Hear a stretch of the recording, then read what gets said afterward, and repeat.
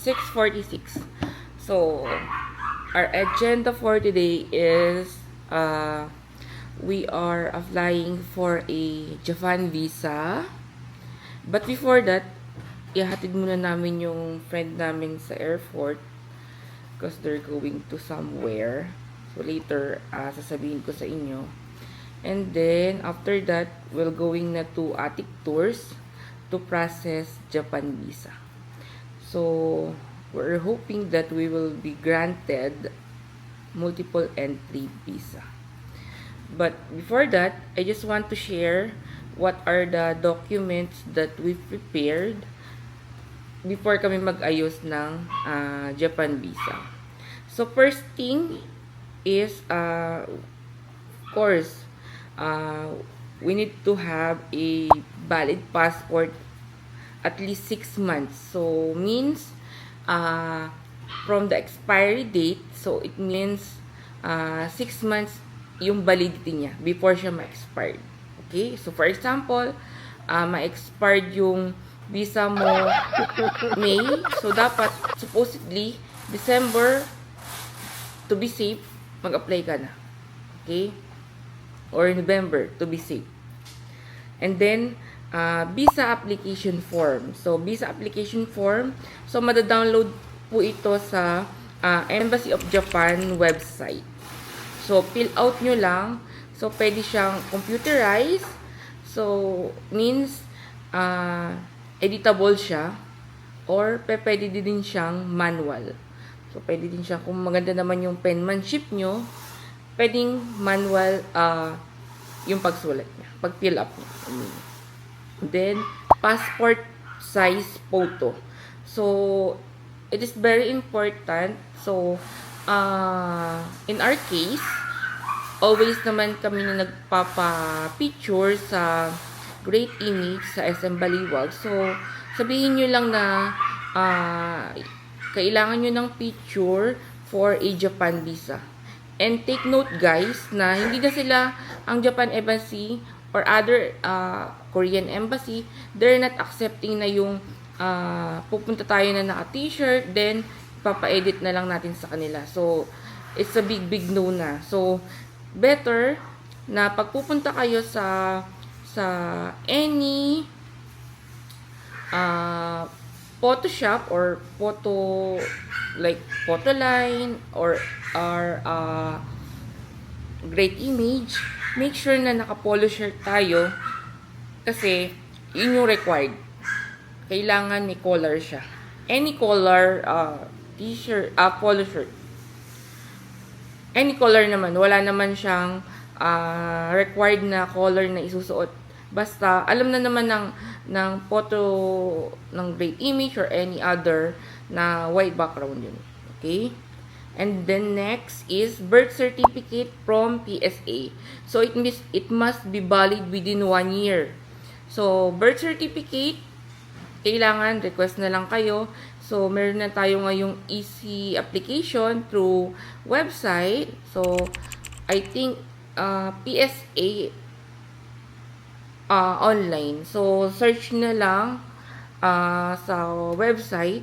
So I think 2 to 3 days or maximum siguro ng 5 days, matatanggap nyo na yung documents basta meron naman siyang record.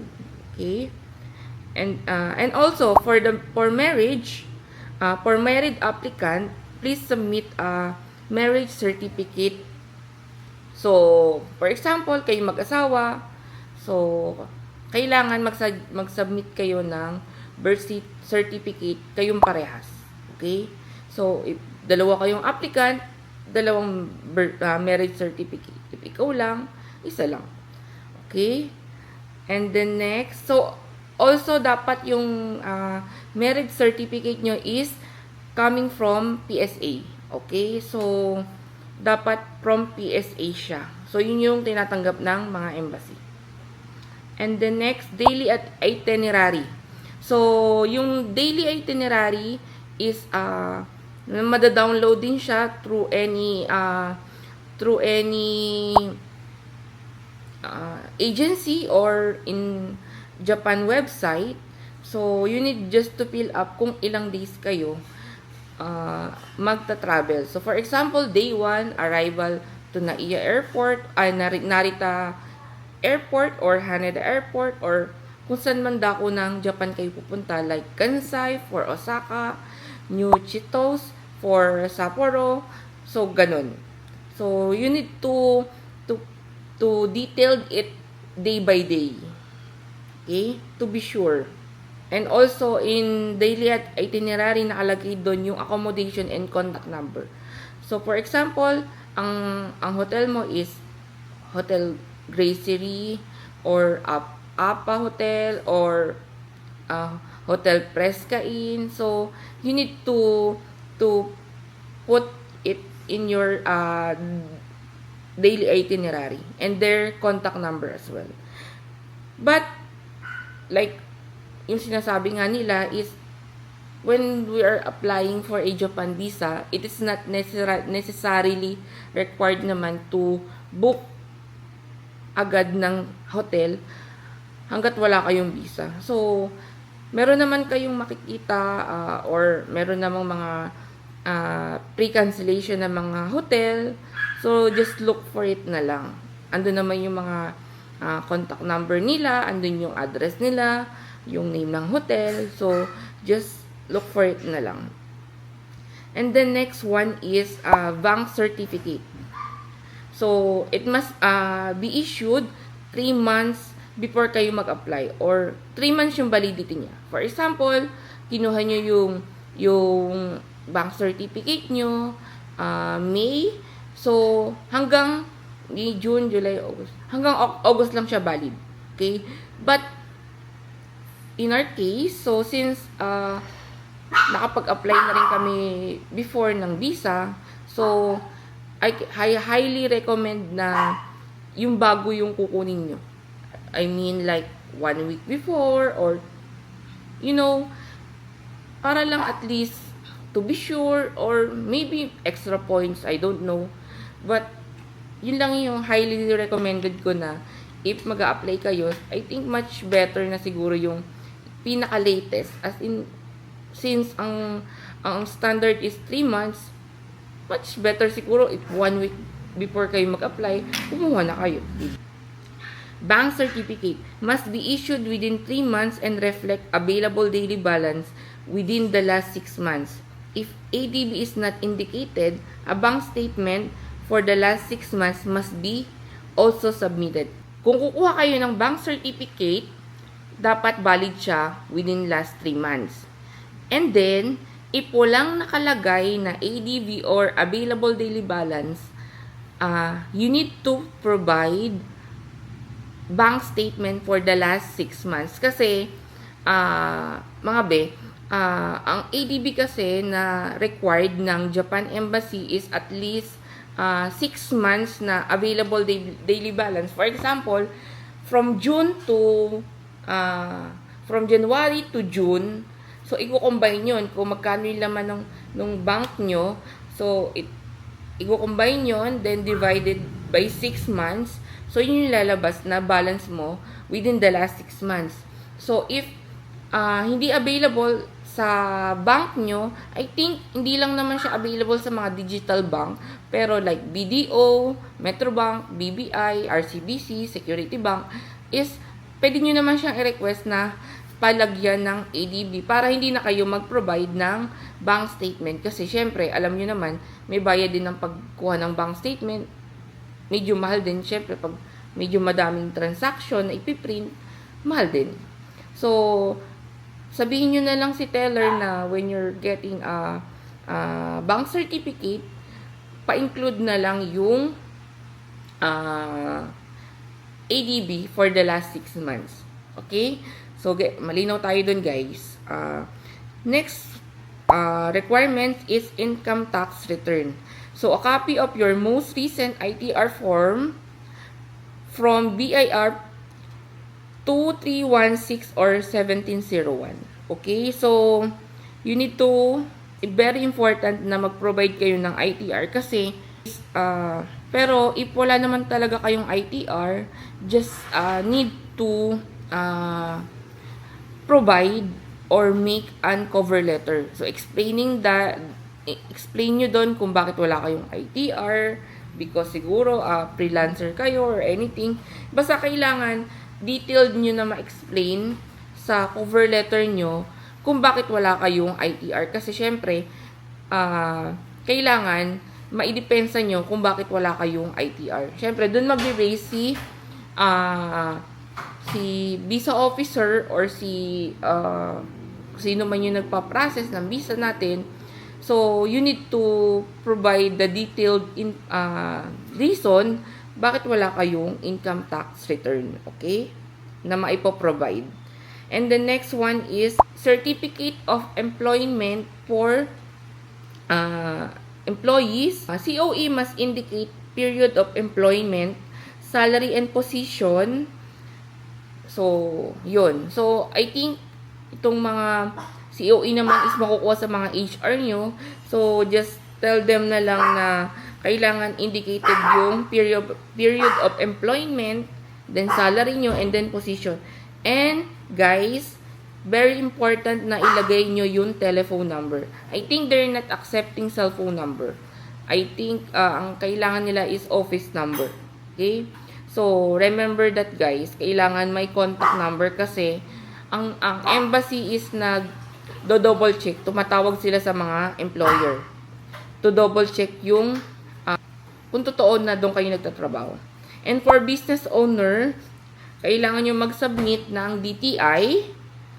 So, certificate of business registration or mayor's permit, business permit, and BIR. So, 2301, I think yung tawag dun.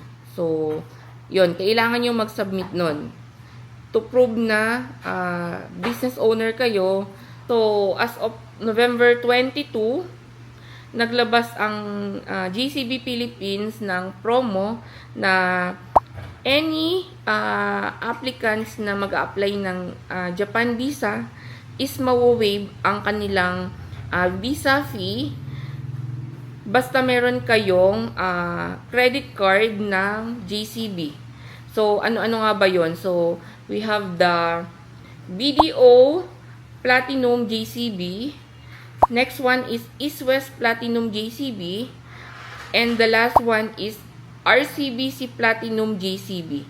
So, tatlo lang siya. So, tatlong card. Again, ulitin ko. BDO Platinum JCB, East West Platinum JCB, and RCBC Platinum JCB. But, here's another info, guys. So, kailangan mag-a-apply kayo sa apat na accredited nila na travel partners. So, travel agency. So, ano-ano yon? We have the Atik Tours Philippines. So, dito kami lagi nagpapaayos ng visa namin. Discovery Tours, Friendship Tours, and Resort Corporation. And then, last one is Universal Holiday Inc. So, guys, remember, apat na agency lang po ang accredited nila ng JCB Platinum credit card. So, kahit na meron kayong credit card tapos sa iba kayo nag-apply, so hindi siya valid. So, kailangan sa Atik Tours lang, Discovery Tours, Friendship Tours, and Universal Holidays Inc. lang kayo mag-a-apply to avail the no visa fee. Okay, guys, remember that. And it is valid from, sabi ko nga sa inyo, November 22 until February 28, 2025. So, guys, meron pa kayong at least December, January, February. You still have 3 months visa with no fees na babayaran. So, magkano din yun, guys? So, laking kamurahan na to. So, pandagdag nyo na lang siya sa plane ticket nyo, diba? Or sa hotel nyo. Okay, guys? So, guys, remember lang din, additional info na lahat ng ipiprint nyo na documents, application form, print in A4 size. So, it's 21 by 29.7 centimeter. So, it's A4 size lang siya dapat, guys. So, wag tayong makulit. Hindi pa pwede na ipiprint natin siya sa short or hindi pwede na ipiprint natin siya sa long. A4 size only. Mas, i-follow na lang natin to guys to avoid any denied sa visa natin. So, mas okay na yung sumusunod tayo talaga. Okay? Then, application form without date of application, signature, and with blank item will not be accepted. So, make sure lang guys na napirmahan nyo yung mga lahat na kailangang pirmahan. And then next guys is, please do not use friction erasable pen in visa form. Better na meron kayong bura, much better na ulitin nyo na lang. So, print na lang tayo ulit guys. Wag na nating lagyan ng wag na lang tayo magpasa ng may erase na application form kasi guys, you know naman na very strict ang Japan Embassy when it comes to documents na isasubmit natin. So be professional na lang guys para at least 100% talaga na ma-approve tayo ng visa. Okay? So, like yung sinabi ko kanina, white background siya. So, ano ko lang, just a quick recap lang. So, alam naman niyo ng mga kayo magpapapicture, great image, photo line, etc. Okay? Photo must be taken within 6 months. So, kailangan din ang i-picture natin na ipapaprint is within last 6 months. So, hindi pa pwede na maiksi pa yung buhok mo nun, yun yung ipapasa mo. So, it's a big no na sa kanila. Dapat, within last 6 months siya. Okay? And then, please write applicant's name and birthday on the back side of the photo. Ito, remember guys, yung ipapaprint, yung ipiprint na picture natin, make sure na nakalagay po dun yung pangalan nyo and then yung birthday nyo bago nyo siya idikit sa application form. Okay? Clear tayo dun guys ha. Kailangan meron yung pangalan and birthday. And then, photo must be, yun, kailangan idikit siya sa application form. Please guys, make sure lang na ididikit natin siya ng maayos para walang mancha-mancha. And then, kung magre-request naman tayo ng multiple entry visa, so meron siyang additional na ipiprint natin. So, madadownload nyo din siya through website or through agency, ibibigay sa inyo yun. So, i-check nyo lang doon. Eto siya. Ayan. Check nyo lang doon kung saan kayo qualified. Okay, guys. And then, highly recommended ko na lang din na when you're applying for a multiple entry visa, just make sure lang na mag-provide kayo ng cover letter. So, explain nyo doon kung bakit bakit nyo kailangan ng Japan multiple entry visa. So, I think it's a plus points na rin kasi kung ma-defend nyo naman yung explanation nyo, maybe, pagbigyan kayo ng consul na bigyan ng multiple entry visa. So, for now guys, ito pa lang yung requirement. So, if anything na may madagdag, so, ito yung as of November 25. Ito yung kailangan nating i-prepared. So, if magkaroon ng any update, siguro maggawa na lang uli ako ng additional video para i-update kayo guys sa mga additional na requirements if ever na magkaroon. Okay guys, so we're going na to... So guys, if may question kayo, just comment na lang sa comment section and I'll update you guys pag nasa agency na kami. Before that is hatid muna namin yung friend namin sa airport and then punta na kaming SM North.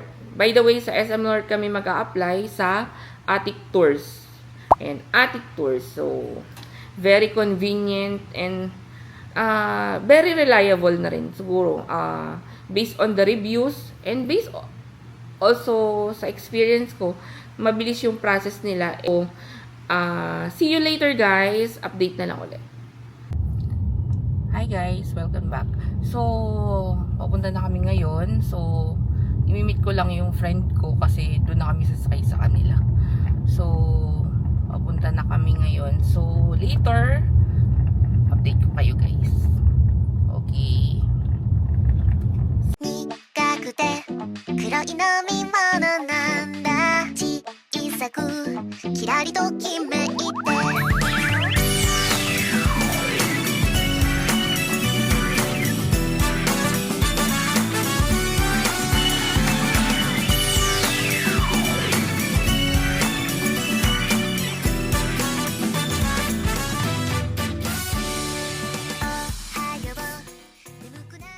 なんだ小さくキラリときめいて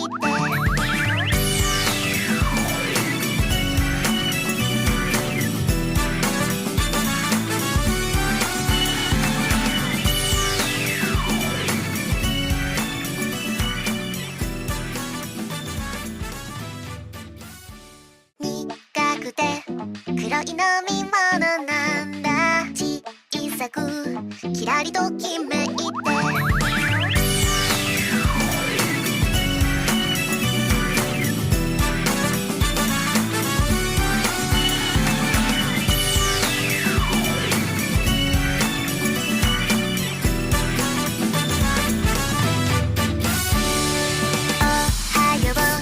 眠くなる毎日答えは探せないままで行ったり沈んだりするデイバイデイ立ち止まらせてちょっとだけくるくると回るメリーゴーラン繰り返す景色 Hi guys!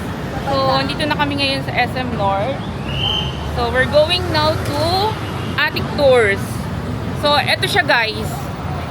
So, dito siya sa SM North EDSA. So, ayan.